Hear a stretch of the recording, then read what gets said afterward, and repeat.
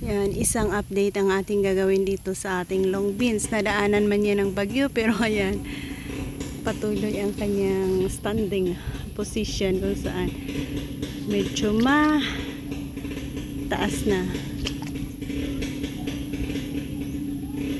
So ayan guys, konting update tayo dito.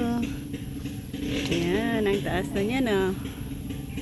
So makikita na natin meron na siyang mga bulaklak na sumisipol-sipol dyan.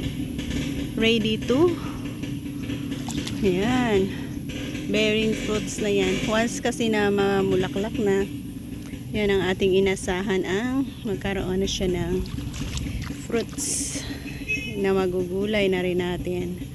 So ayan ang ating konting update hanggang doon yan sa dulo.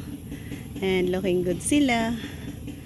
And ayan, may ibang area na kung saan nalaslas talaga siya ng hangin, kagaya nito, kagaya niyan.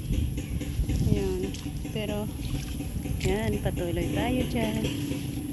So naaasa na magkaroon ng successful ang ating itinanim na long beans dito.